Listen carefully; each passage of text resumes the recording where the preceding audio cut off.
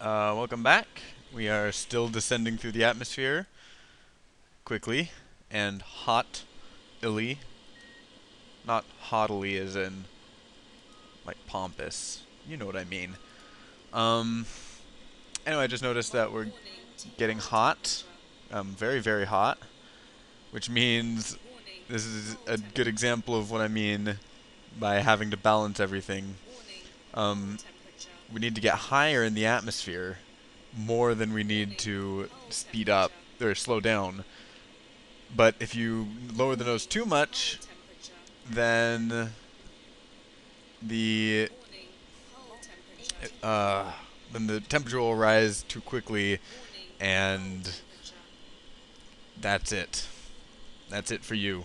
And as you can see over here, by the way, I have overshot Vandenberg Air Force Base by a long ways, and you'd think I'd learn from my mistakes, but I don't.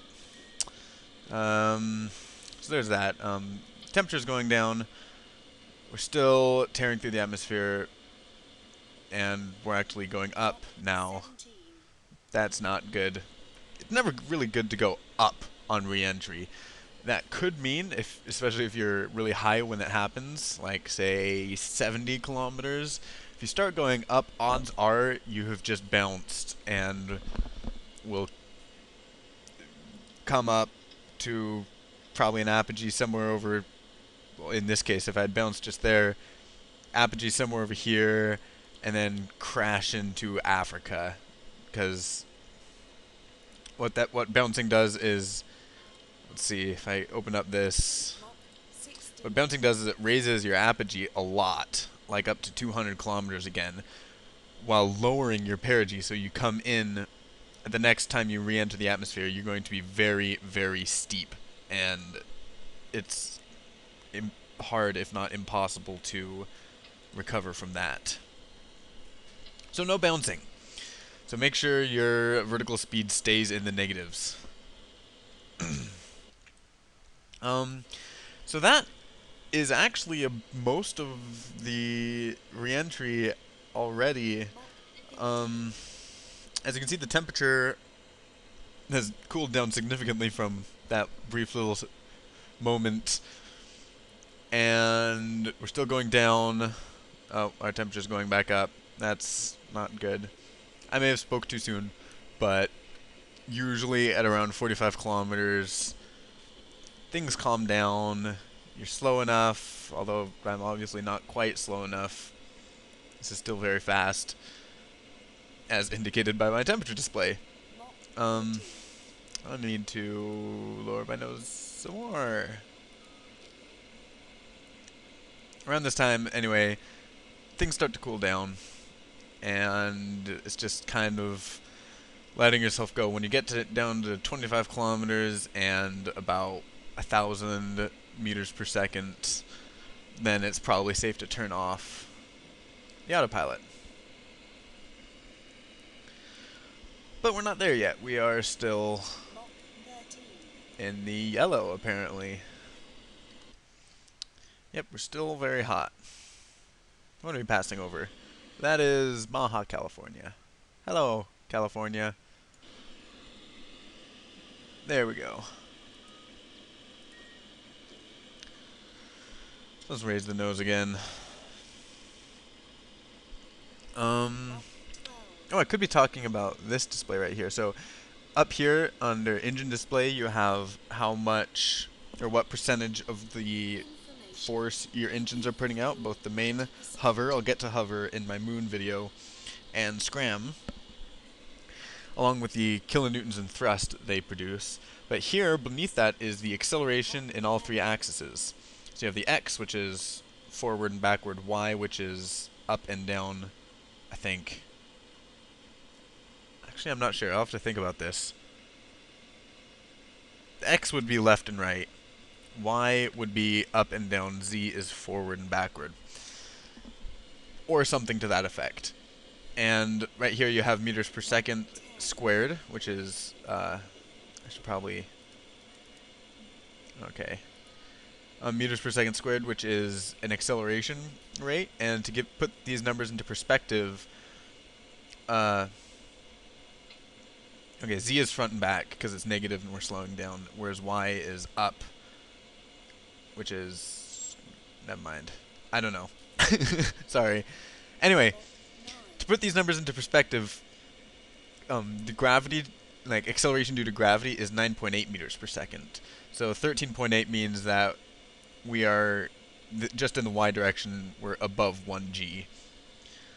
Um, so that's what's happening right here. Another thing is that this autopilot automatically changes the center of gravity. You could probably go back and watch the rest of the video, but this number will change as I move up and down the pitch. See there?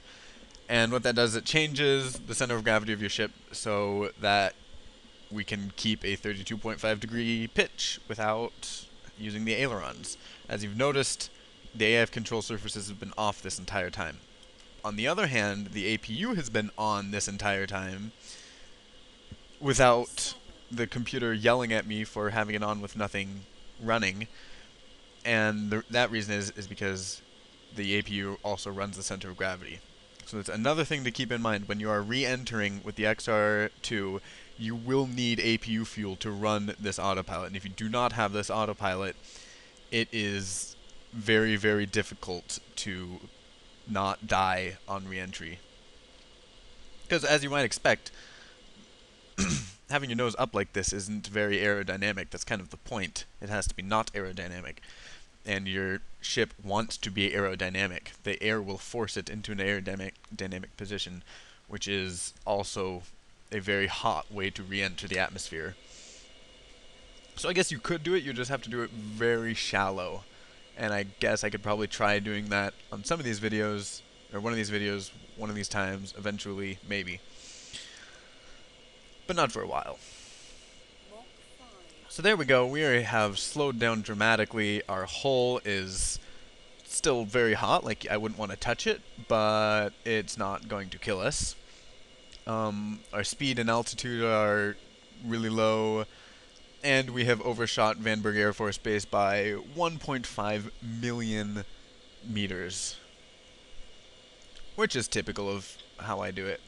You know, you'd think I would just make this little square go up here before I do my re-entry, but that would be learning, and I apparently don't learn from my mistakes, because I've done this 80 billion times and I still haven't been able to land it. If you go on other YouTubes, there's probably some people that can land properly, but I'm just going to land in the ocean because it's easy.